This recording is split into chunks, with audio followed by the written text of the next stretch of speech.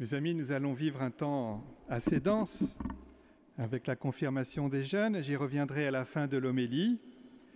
Pour l'instant, je voudrais commenter l'Écriture en ce jour qui est spécialement dédié à la parole de Dieu. Vous avez entendu l'Évangile, qui est le cœur de la prédication de Jésus, c'est d'annoncer l'Évangile, d'annoncer la bonne nouvelle, le règne de Dieu, et de guérir les malades ou de chasser les démons.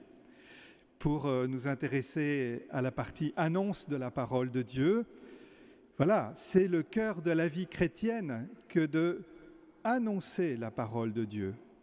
Hier, nous étions quelques dizaines à travailler sur le sens de l'annonce de la parole de Dieu, et puis les 4 autres essentiels, mais annoncer la parole, ça fait partie de la vocation intime des chrétiens, où chaque fois que nous le faisons, d'une façon ou d'une autre, nous nous accomplissons nous-mêmes. Reprenons, si vous voulez bien, la première lecture avec Jonas. Jonas, vous irez lire le livre de Jonas, qui n'est pas très long, donc ça peut faire l'objet d'un petit temps, chacun chez soi, mais Jonas est un prophète, c'est-à-dire qu'il entend la parole de Dieu et il entend ce que Dieu lui demande de faire. Mais cette fois-ci, il n'est pas du tout d'accord. Son rêve, c'est que les Ninivites, les habitants de Ninive, soient détruits, que la ville soit rasée. Voilà, c'est l'ennemi. Et lorsque Dieu lui demande d'aller prêcher une parole de conversion à Ninive, ça le heurte profondément, ça le rebute. Alors au lieu d'aller à l'est, il va à l'ouest, il prend le bateau, il y a la tempête, il est à l'eau, il y a le poisson qui l'avale pendant 3 jours, et puis il est rejeté sur la plage. Et Dieu lui adresse encore la prière, « Va donc à Ninive ». Alors il y va, il y va à contre-cœur. Et vous avez lu comme moi qu'il faut 3 jours pour traverser la ville, tant elle est grande. Et il se contente de la traverser 1 journée. Il ne fait même pas la moitié du travail. Et ce que nous apprend ce texte, c'est que la parole de Dieu est plus forte que celui qui l'annonce. C'est que la parole de Dieu est plus efficace que la volonté même de celui qui l'annonce. Alors peut-être que nous nous disons pécheurs et que nous n'osons pas annoncer la parole de Dieu. Bien, dites-vous bien qu'elle est plus forte que nous et qu'elle nous touchera autant qu'elle pourrait toucher les Ninivites. Et les Ninivites vont se convertir. Et on voit bien que la parole de Dieu est forte. Et Jonas aura bien du mal à accepter cela. Mais ça, c'est une autre histoire. On lira un jour dans l'Évangile que Jésus dira de lui-même qu'il y a plus que Jonas et que pourtant les habitants de Jérusalem et de Galilée ne se sont pas convertis à sa parole. Donc vous voyez que la force, cette parole de Dieu, le pape François, disais-je en ouverture de la célébration, dit que c'est presque un sacrement. C'est celle qui qualifie nos prières de chrétiennes. Beaucoup d'entre vous, surtout dans les jeunes familles, ont des prières en famille. Alors pour y avoir participé souvent et beaucoup, surtout dans ma propre famille, chez mes frères, au début, les prières, c'était pour qui allons-nous prier ? Et les petits-enfants disent on va prier pour mon ami, pour mon parrain, pour ma marraine, enfin voilà. Et on se contentait de cela. Et j'ai suggéré et je suggère toujours, que l'on cite, que l'on lise la parole de Dieu, même avec les petits-enfants. Pas forcément de longs textes, mais une phrase de psaume. Mais que la prière soit nourrie, si j'ose dire, pas seulement de notre vie, mais de la vie de Dieu, de la parole de Dieu. Voilà, c'est elle qui vient bousculer, qui vient éclairer, qui vient déplacer ce que nous sommes, qui vient consolider et conforter. Il s'agit de bâtir notre vie sur le roc, sur Jésus lui-même, et pas simplement sur nos désirs ou nos prières.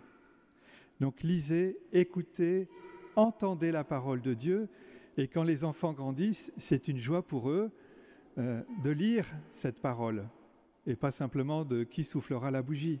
Vous voyez bien comment ça se passe dans les familles. Voilà.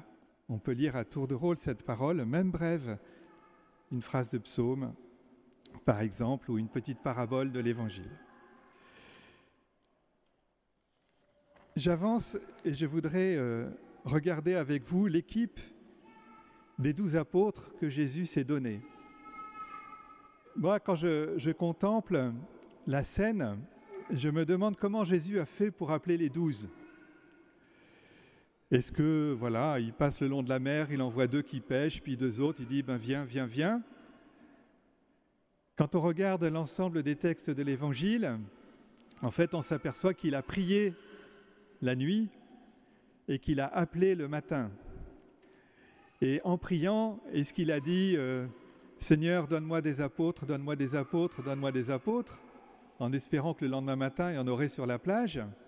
Ou bien est-ce que parmi tous les gens qu'il avait déjà rencontrés, un certain nombre de visages sont apparus devant lui, les a présentés à Dieu le Père et, soutenu de l'Esprit Saint, il a discerné qui il pouvait appeler.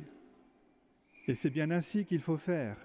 Et nous autres, quand nous appelons aux différentes vocations, il ne suffit pas de dire « Seigneur, donne-nous des prêtres, donne-nous des saints prêtres ». C'est bien, c'est utile, mais c'est vraiment très loin d'être suffisant. Passez en revue les jeunes gens, les jeunes filles qui pourraient être religieuses, qui pourraient être religieux ou prêtres. Et voyez, c'est les visages qui émergent. Et appelez. Appelez, sinon vous faites que le tiers, le quart, le dixième du travail. Faites comme Jésus. Et Jésus appelle. Et ne croyez pas que ceux qui répondent aussitôt, voilà, venez avec moi, je ferai de vous des pêcheurs d'hommes, aussitôt, laissant leur filet, ils le suivirent. Dites-vous bien que ce n'est pas la première fois qu'ils ont entendu Jésus. Très probablement qu'ils l'ont entendu annoncer l'Évangile, ils l'ont vu chasser des démons, et leur cœur est devenu tout brûlant, comme on dit dans les pèlerins d'Emmaüs. Notre cœur n'était-il pas tout brûlant lorsqu'il nous parlait de l'Écriture?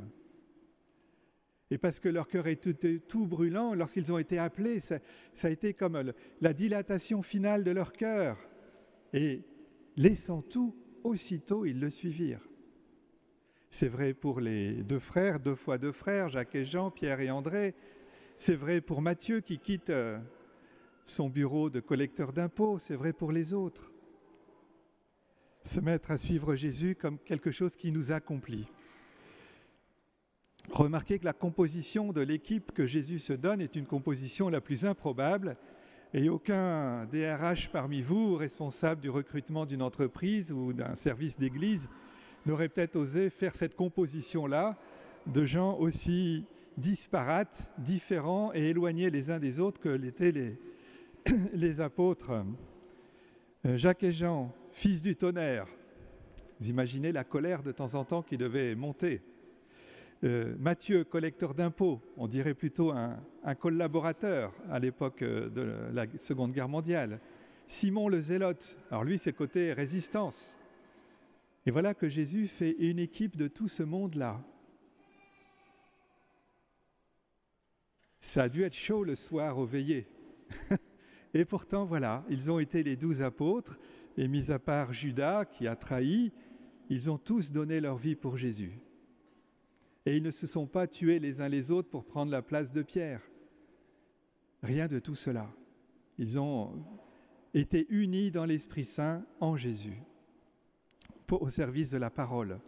Et je rappelle que lorsqu'il a fallu gérer des soucis matériels, les veuves qui ne mangeaient pas bien, les Grecs par rapport aux Hébreux, eh bien, ils ont dit, les apôtres, il ne faut pas que nous délaissions le service de la parole de Dieu. Nous sommes le jour du dimanche de la parole. Voilà, les apôtres doivent servir la parole de Dieu. Choisissez donc des hommes remplis de bonne réputation, remplis d'Esprit Saint, de sagesse pour accomplir des tâches importantes aussi. Mais les apôtres, ils doivent servir la parole. J'en viens maintenant à la confirmation de nos 5 jeunes.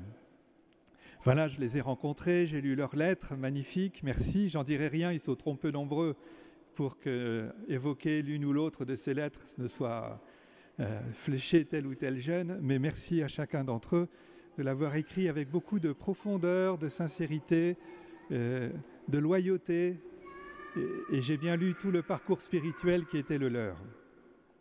Je voudrais dire ce que je leur ai dit, mais le dire à vous qui êtes à la fois les aînés dans la foi, peut-être les plus jeunes qui un jour se proposent d'être confirmés à leur tour, c'est que le sacrement de confirmation prend sa place avec les deux autres qui sont les trois sacrements de l'initiation chrétienne. Et bien les comprendre, c'est reprendre cette idée de la barque de l'Église qui est sur le lac de Galilée avec Jésus et ses apôtres. Comme nous sommes baptisés, nous recevons la voile du baptême, de notre baptême, et nous sommes mis dans la barque de l'Église. Le jour où nous sommes confirmés, nous hissons la voile, de telle sorte que l'Esprit Saint, qui déjà a soufflé le jour de notre baptême, nous avons été baptisés au nom du Père, du Fils et du Saint-Esprit, eh bien, ce jour-là, l'Esprit s'engouffre dans la voile du baptême et nous emporte plus loin, plus vite, plus fort.